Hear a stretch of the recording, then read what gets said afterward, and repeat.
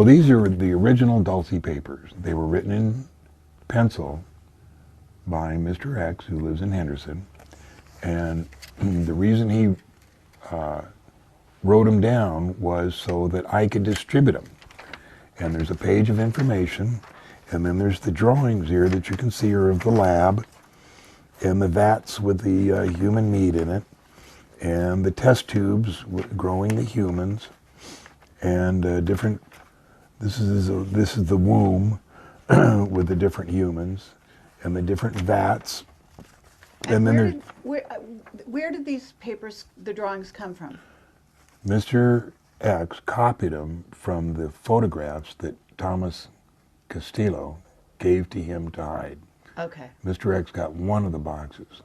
One of the boxes was hidden in the mountains near Dolan Springs, which is southeast of here on your way to Kingman. So the deal was they were after, and then I took these, and what I did was typed it up and made these black and white drawings from the pencil drawing, because you couldn't see the pencil drawings very clearly. So you see you have the vat here, and the little thing that comes down and says seems to keep water vibrated. It was an amber liquid, and it gives the approximate dimensions. It says looks like large pieces of pale meat in cloudy waters, submerged, not floating. Each one of these is the description of one of the photos that Castillo gave Mr. X. Here's a picture of the cameras on the doorway to scores of tanks or more. This is... Now I forget, what happened to Thomas Costello? I'm going to tell you. So here's a picture of these wombs are hooked into machines. Wombs submerged in sort of yellow liquid, looks thicker than water, and these humans are growing there. Creatures float in amber-colored water. Womb is grayish globs of yellow, white in grooves. Dozens of creatures in each womb. Can't count the tanks, maybe scores or 100. These wombs were 2 feet vertically and 3 to 4 feet horizontally. These creatures... wait. Sorry. It's just, I'm having battery problems here. Okay, keep going, because No. we're okay. I've got 2 cameras on him, hon. It doesn't matter. We can stop. We've got all day. Not a problem. Right. Thank you, John. The creatures, if you took them out of this womb, here's what it would look like if they placed them in your hands. They have 3 fingers, 2 toes. They're not human. The color is wrong. Looks blue-gray. They have a very thin skin, and they're about 6 inches high. These are what the test tubes look like. The room light was pink-purple, bright in some areas. Hundreds of these various stages of growth. In other words, these tubes, these things that growing here, are in various stages of growth. Wispy hair, not quite a nose. The mouth looks sealed. The womb looks gray. Veins look dark gray creature, white pale eyes, dark lids. Can't find a gender. 2 toes, 3 fingers. Liquid amber color, not completely clear. Looks like the glass tube is about 5 foot high.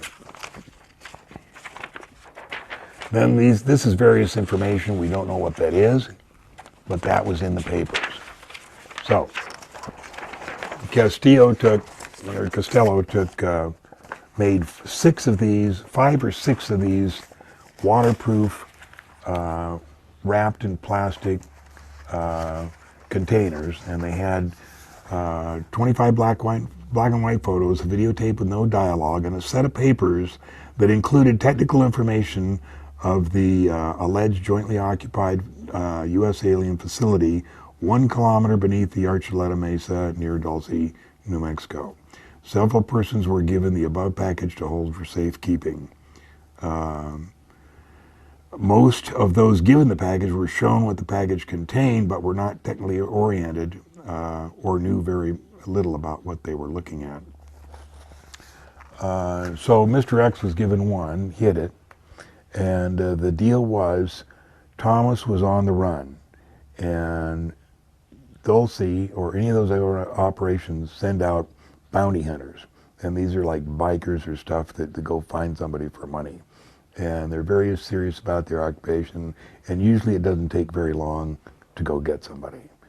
But anyway, Thomas told Mr. X, I'm going to be here every 4 months, just to show you that I'm alive, or I'll be in contact.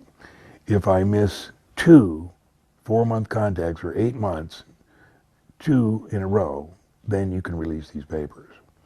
So this all happened in 1987, and I think 1993 or 94 was when Costello missed his connections. In other words, he missed the contact at the first 4 months, and the second at 8 months. So it was decided to go and get the box. I didn't go myself, but I believe Bill Hamilton did. I think he was one of them, and I think Tal was another one, but I'm not sure. I don't remember. It's been, almost 20 years ago, and I don't remember. But I do remember that it was a serious effort, that they made at least 6 expeditions in to find this box, and it was never found. This was at the top of the mountain, is that correct? It wasn't at the top. It was. I don't think it was at the top. It was hidden about halfway up. But like I said, there was like a spell or a black magic, some kind of spell cast on that whole area around the box. It could have been. I do know that there is nothing secret that any of us do. We're always on film or video or some kind of camera, have been for 40 years. There's absolutely nothing we can hide, nothing we think or say or do is secret. Meaning you guys are surveilled because you were involved? No, everybody, every person on the face of the earth. Oh, right. There's nothing that anybody does is secret. And the Navy, some of the stuff that Linda Howe came out with, as a matter of fact, I had a chance to talk with her the other day. She had found some papers in her garage that looked pretty technical. And she said she had got them in the late 80s, but she had never read them. And so now that she had taken the time to read them, she thought they had a lot of value, and were they mine? And I said, no, they don't sound like mine. And she said, okay, well, I'm going to post them. So she posted them on her website, and somebody on ATS says, hey, man, you got to look at this. Or it was maybe not on ATS. I think it was gone by then. It was somebody like on Open Minds. And I said, okay, I'll take a look. So I went over there, and it was, you have to pay dues, or, you have to pay a fee to get on her stuff. So I couldn't get in. So I wrote her, and I said, Linda, I'm a little short at this time. Can you let me look at them? I never heard from her. So I got somebody to download it, and I read it all. And all it was stuff that me and Tal and everybody else in the industry, somebody had taken all that and put it together like it was one big, document. Oh, okay. All of our stuff. And there were some hidden phrases. The one I remember specifically was talking about a former Attorney General in Nevada named Brian, and I forget what his first name was. His last name was Brian, and it was spelled B-R-I-A-N, and his real name is B-R-Y-A-N. For some odd reason, I had the capacity to recall stuff that happened, 50 years ago exactly, and I don't know what it is, but I can recall stuff I read, stuff, people I talked to, anything to do with this. It's instant, and I don't know how it works, because there's a lot of other stuff I don't remember. Huh. But stuff like reading, I can take that document, read right through it, and say, no, I know who wrote each one of these, and recall that. That's so great. The document that she had was not secret at all. So the box was never found. What about the other, 6 boxes?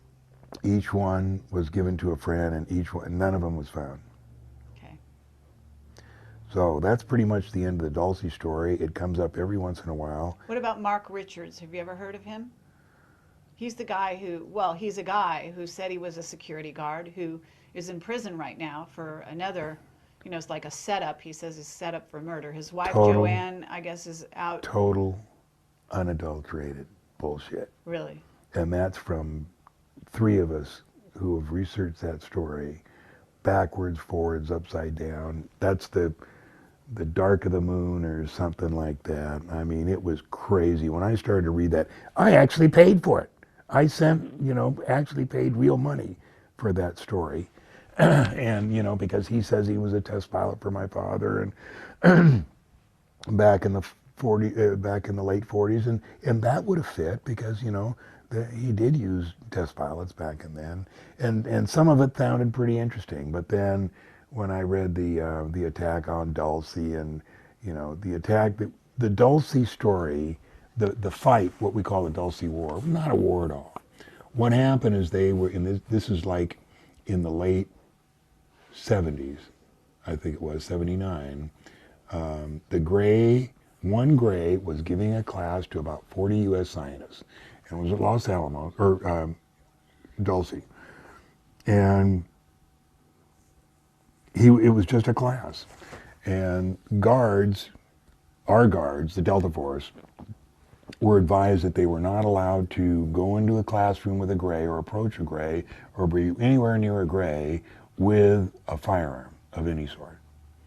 And so, whatever reason, this security guard walked into this instructional class with a weapon, and the Gray killed him instantly.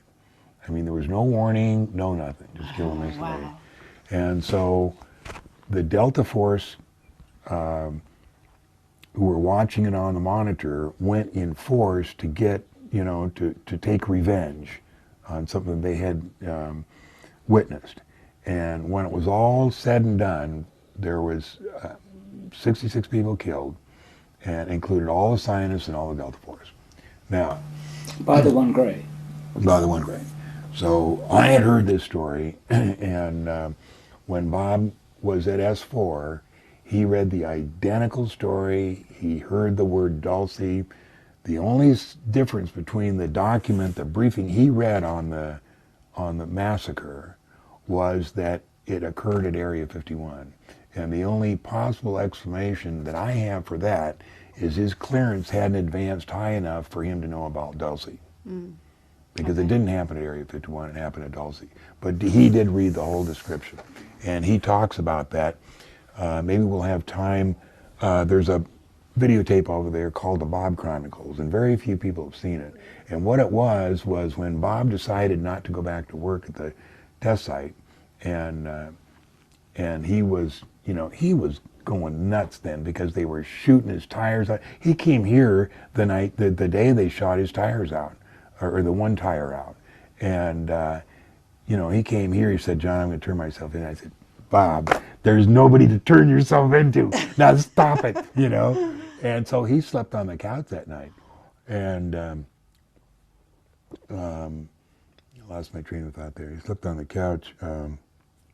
What was I talking about, right? Before that, we were talking about Well, his having seen these documents. He wasn't clear to know about Dulce, but he Oh, yeah. it was about the firefight. but you're saying, no, but you were saying the tape that he recorded. a Oh, lot the of tape people is the Bob haven't Chronicles. seen. So anyway, right after that, George Knapp went in and did an hour interview over at his house, and to get everything on tape that he could possibly tell us, so that if they did kill him, that at least we'd have that. And that was before we made the the Lazar tape. The Lazar tape, it took 3 or 4 months to do, and then that was a professional one. But what George wanted to do was get the meat of the information right now, So so you're that we saying had you it. have that? Yeah, it was right there. I gave it to Ron Garner? Garney the other day to put it on DVD. Did you? Is he going to try to sell it? I don't think so. I told him, no, it's we tried to get it. I talked to George about it, and he said, no, technically it belongs to Channel 8, so you can't do anything with it. I said, okay, I just show it to friends, to say Yeah, that. we'd love to see it. Sure. That'd be great. So in a Now- few minutes here, we'll take a little break, and I'll show that. I'd like to ask you how that dovetails into Phil Schneider's story about the firefighter Dulce? Well, you know, Phil's a great guy. I met him on several occasions. It's a great story. I think there's aspects of Phil Schneider's story that are true, but I don't think the Dulce is, and I don't think he was in a Dulce firefight. Because everybody got killed there. And Well, isn't Phil's it possible there's more than one? firefights? Yeah. Possible, but Bob only read one.